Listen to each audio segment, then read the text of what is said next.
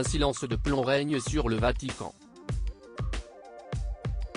Seul l'écho des cloches de la basilique Saint-Pierre retentit dans les rues de Rome. Des milliers de fidèles se sont rassemblés sur la Piazza San Pietro pour saluer la mémoire du pape Benoît XVI.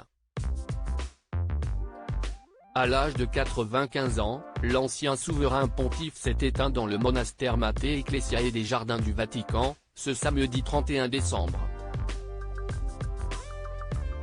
Quelques jours avant cette triste disparition, le pape François donnait des nouvelles peu rassurantes de son prédécesseur, sans préciser ce dont il souffrait.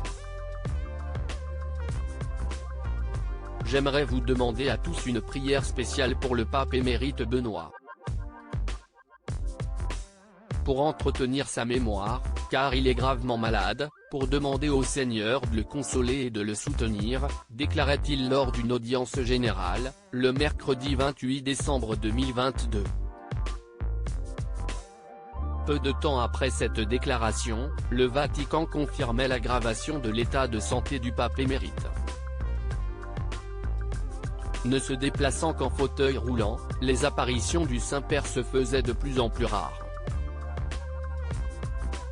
La dernière en date remonte à fin août 2022, lors de la nomination des cardinaux. Benoît XVI, de son vrai nom Joseph Ratzinger, a renoncé à son pallium de pape en 2013 invoquant une perte de vigueur l'empêchant ainsi de bien administrer sa mission. C'est en rentrant d'un voyage au Mexique et à Cuba en 2012, que ce Bavarois s'est rendu compte de sa grande fatigue qui l'a conduit à donner sa démission. Je suis convaincu que mes forces, vu mon âge avancé, ne me permettent plus d'exercer correctement le ministère, avait-il annoncé dans un discours prononcé en latin. Une décision qu'il a prise après avoir examiné à plusieurs reprises sa conscience devant Dieu. Par ce geste inédit en 700 ans, Benoît XVI a ainsi ouvert la voie à son successeur, le pape François. Benoît XVI, premier pontife allemand depuis le XIe siècle à défaut d'être blanche, une fumée grise s'est échappée de la cheminée de la chapelle Sixtine à Rome, le 19 avril 2005. Les cardinaux ont élu Joseph Ratzinger à la succession du pape Jean-Paul II, décédé le 2 avril 2005. À l'âge de 78 ans, il est devenu le premier pape allemand depuis Victor II, nommé au XIe siècle.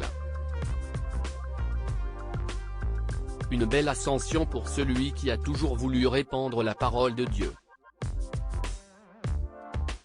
Fils de parents opposés au nazisme, Benoît XVI a catégoriquement refusé de rejoindre la Waffen-SS en 1944.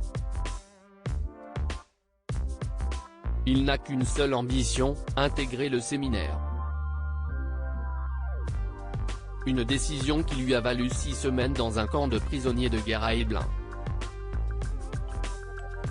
Une fois libéré, il est ordonné prêtre par le cardinal von Faulhaber puis cardinal prêtre de Santa Maria Consolatrice al Tiburtino.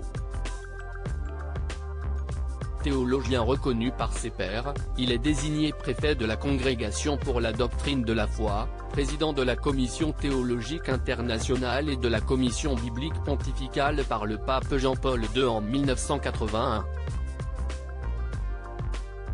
Dès lors, il s'est présenté comme le parfait pontife. Cependant, son pontificat n'a pas été un long fleuve tranquille. Connu pour son conservatisme, le Saint-Père a bien souvent créé la polémique avec ses discours sur le port du préservatif, l'homosexualité et l'avortement. De plus, ces 8 années passées à la tête de l'Église catholique ont été marquées par de multiples crises. En 2022, Benoît XVI a été rattrapé par le scandale de la pédocriminalité dans l'Église. Mis en cause par un rapport en Allemagne sur sa gestion des violences sexuelles lorsqu'il était archevêque de Munich, il est sorti de son silence pour demander pardon mais a assuré ne jamais avoir couvert de pédocriminels. Malgré ses polémiques, Benoît XVI a marqué l'esprit des fidèles par sa tendresse, sa fidélité, son sens de la famille, sa simplicité et son humilité. Crédit photo, Michel Ricci La Presse.